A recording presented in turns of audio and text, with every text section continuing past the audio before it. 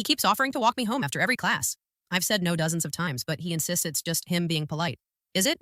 Or is this creepy? I never thought a simple walk from class could feel so stressful. I always enjoyed my lectures, the quiet hum of students taking notes, the thrill of learning something new, but recently, something had started making my college days heavier. A male classmate, someone I barely knew, began offering to walk me home after every lecture. At first, I smiled politely, thinking it was harmless. Maybe he was just trying to be friendly. The first time he offered, I said, "Thank you, but I live close by. I'll be fine." He nodded, smiling, and said, "Okay, no problem." I thought that would be the end of it. But the next lecture, he offered again, a little closer this time. I tried to be firmer. "I appreciate it, but I'm fine, walking myself home." He laughed it off, saying, "It's just me being polite." I felt my stomach twist a little, but I brushed it off, thinking I might be overreacting. Over the next few days, his persistence grew. He would walk next to me after class, even if I clearly turned a different direction or said I had somewhere to be. His tone remained casual, almost joking, but the message was clear. He wasn't taking my no seriously. I felt a knot in my chest every time I saw him waiting by the classroom door. During lectures, I found myself distracted, thinking about how I would leave, how I could avoid him, if there were routes or shortcuts that would let me escape unnoticed. I hated feeling this anxiety. It wasn't just discomfort anymore. It was stress creeping into my daily routine. I realized that my polite refusals were being treated like suggestions rather than boundaries. I confided in my friend Sarah after class. She listened carefully as I explained everything, the way he insisted on walking me home. His tone, his smile, the way he didn't respect my repeated no. Her expression shifted from concern to worry, and then she nodded seriously. "You're not overreacting," she said firmly. "That doesn't sound polite. That sounds like he's ignoring your boundaries." I felt a small relief hearing her validate my feelings. That evening, I tried to plan a strategy. Maybe ignore him. Maybe tell him more firmly. Maybe ask someone to walk with me instead. I didn't know what would work. I just knew I didn't want to feel trapped in my own routine by someone refusing to respect a simple no. My college life, which should have felt safe, suddenly felt like a minefield of awkward encounters and unwanted attention. The next day, I approached him directly after class, hoping a clear conversation would work. I smiled as best I could and said, "I really appreciate your concern, but I am perfectly capable of walking home alone." I thought that would be enough. He laughed lightly, brushing it off, saying, "I'm just being polite. It's nothing serious."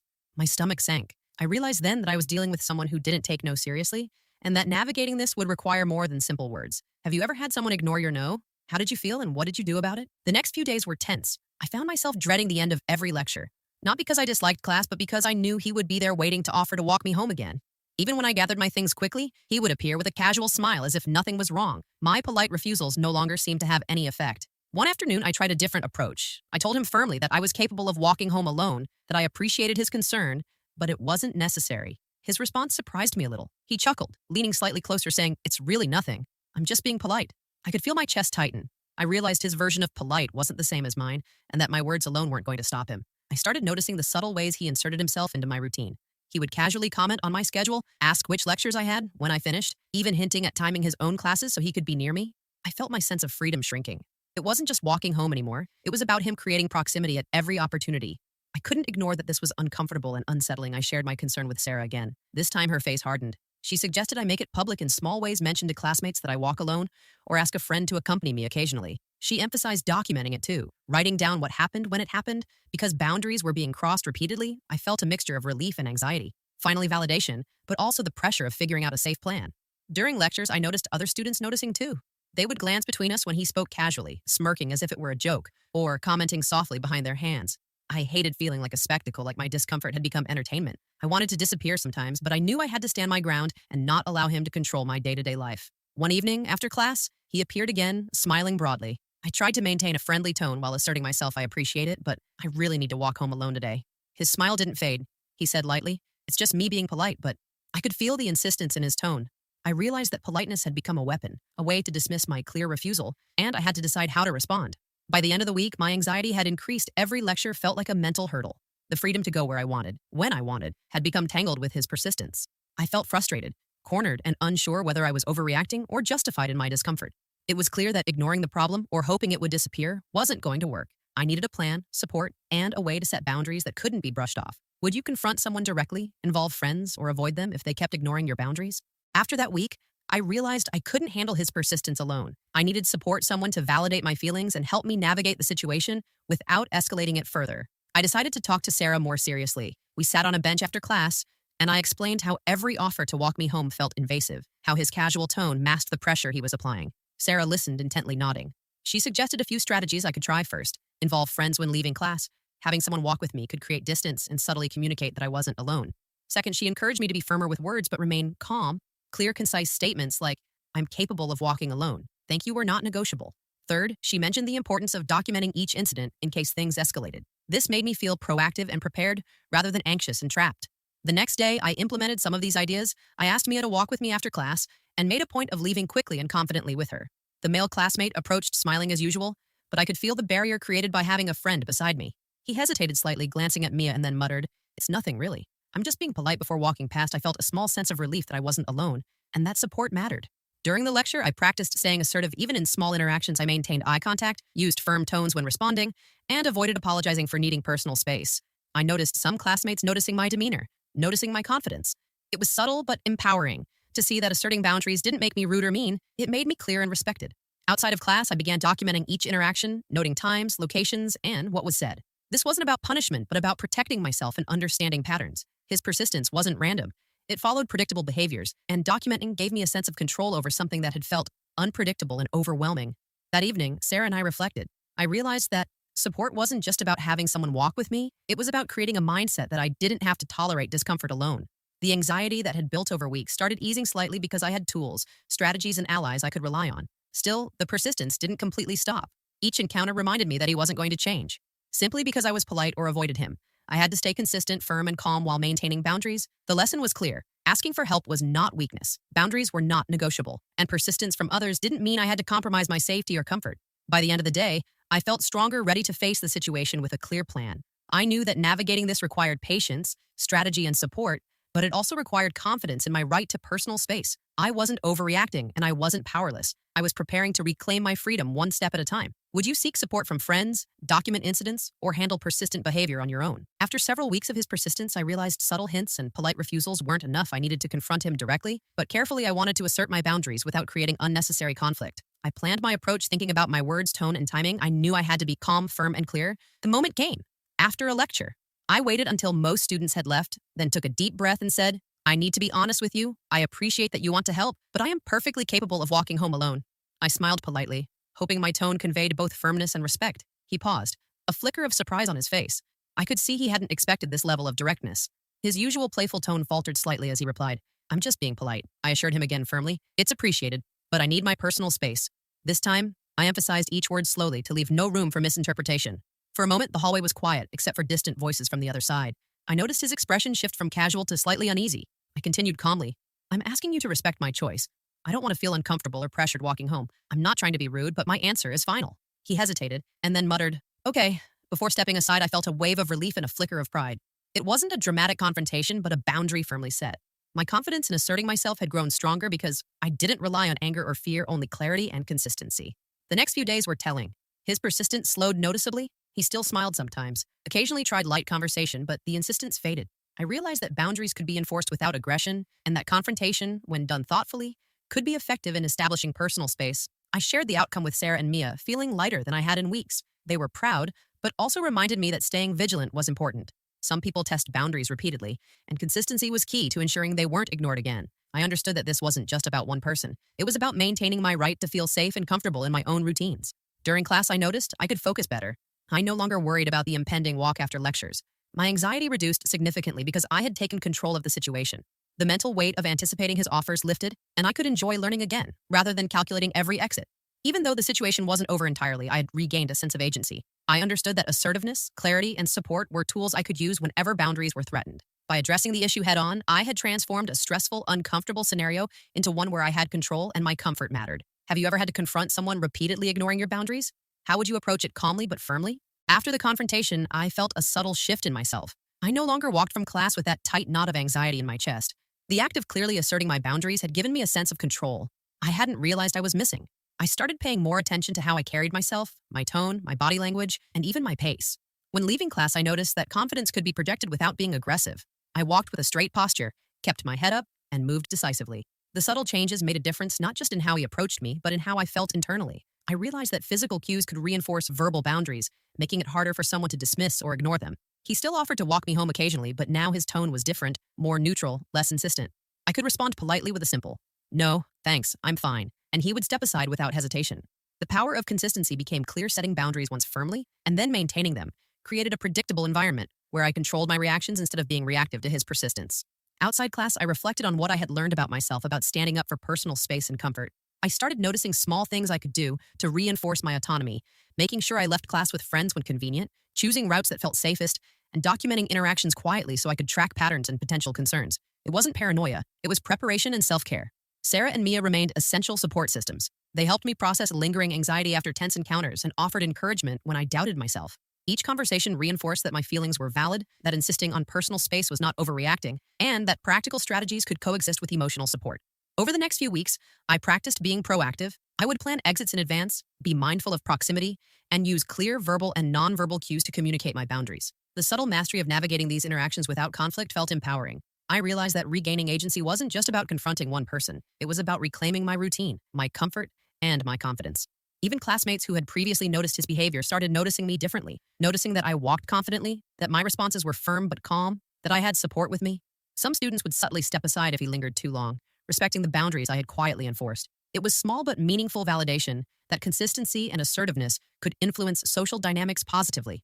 By the end of this phase, I felt a growing sense of liberation. I could attend lectures, focus on learning, and navigate the campus without dreading every interaction. I'd learned that personal space was non-negotiable, that asking for support was strength, and that consistent, calm communication could transform stressful situations into manageable ones. How do you assert your boundaries without being confrontational? Would you rely on body language, friends, or verbal cues? One of the most surprising lessons came when I realized I wasn't as alone as I thought.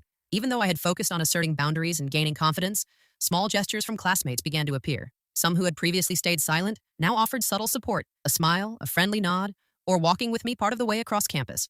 These tiny acts felt unexpectedly empowering.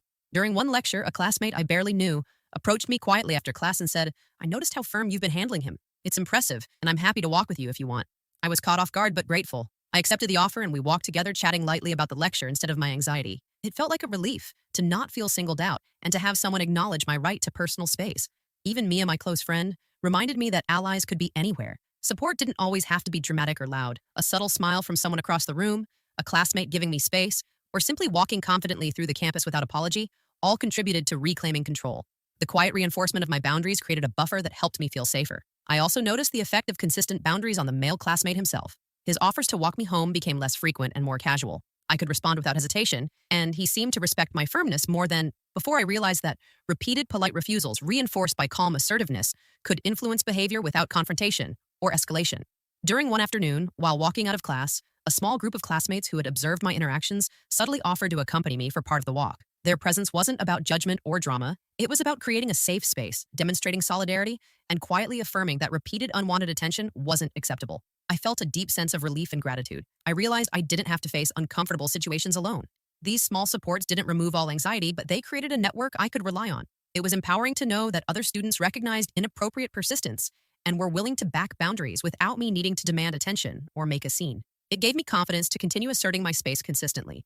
By the end of the week, I felt a renewed sense of agency. The combination of assertiveness, clear communication, and allies around me allowed me to navigate my college routine without dread. I could focus on lectures, enjoy the freedom of walking home, and trust in the support of those around me. The anxiety that had dominated my days began to ease slowly but surely. Have you ever received unexpected support in a difficult situation? Did it make it easier to assert your boundaries? With support from friends and quiet allies, I began to feel a shift in my college life. The constant anxiety that had shadowed my steps after class started to ease. I realized that boundaries, once clearly asserted, needed reinforcement, but didn't have to dominate my every thought. I could reclaim my routine and the freedom to walk home without fear. I began planning my exits from class with a sense of confidence rather than dread. I walked with purpose, held my head high, and kept my pace steady. When he appeared, I greeted him politely and declined his offer firmly but calmly. He respected my tone more consistently now, and I noticed that the energy around our interactions had changed. I no longer felt cornered or pressured. Outside the classroom, small routines became empowering. I experimented with new paths home, sometimes with Mia, sometimes alone, confident in my ability to navigate the campus safely. I noticed subtle changes in other students' behavior as well. They offered me space, smiled encouragement, or silently acknowledged my assertiveness. These gestures, though minor, strengthened my sense of control and confidence. During lectures, I focused more fully on learning. Instead of anticipating the post-class walk, I realized that regaining control over one part of my life, my commute, had a ripple effect on my confidence overall. I participated more actively in discussions, contributed ideas, and felt present rather than distracted by anxiety about encounters after class. The male classmates' persistence decreased significantly. I could sense that my firm boundaries, consistency, and the subtle support around me had altered the dynamic. He still tried casual conversation occasionally, but it lacked the insistence that had caused tension before I recognized that consistency and asserting boundaries could gradually influence behavior without conflict. One afternoon, I even noticed a quiet smile from another classmate who had previously observed his behavior. They nodded subtly as I walked past, almost as if to say, I see you standing your ground. This reinforced the idea that allies don't always need to speak out loudly. Sometimes, the recognition and small gestures create safety and validation in ways that words cannot. I also reflected on my growth throughout this experience. The combination of assertiveness, documentation, allies, and consistency had transformed a stressful, uncomfortable situation into one where I felt capable, safe, and in control. I learned to trust my instincts, to prioritize my comfort, and to recognize that persistence from others does not obligate compliance. By the end of the week, I walked home feeling light. I wasn't just avoiding conflict, I had reclaimed autonomy, personal space, and confidence. I could navigate my daily routine without the shadow of anxiety. I'd learned that boundaries, once asserted and consistently reinforced, are respected not by force, but by clarity, calm, and confidence. Have you ever reclaimed control in a situation that made you anxious? What strategies helped you regain your freedom? Even though the tension had eased, I knew I couldn't become complacent. The male classmate still appeared occasionally, testing boundaries subtly with light conversation or lingering nearby. I realized that staying confident meant being vigilant and prepared for small challenges without letting them escalate into anxiety. One afternoon, after a late lecture, he approached with a casual grin and said, Hey, want me to walk with you?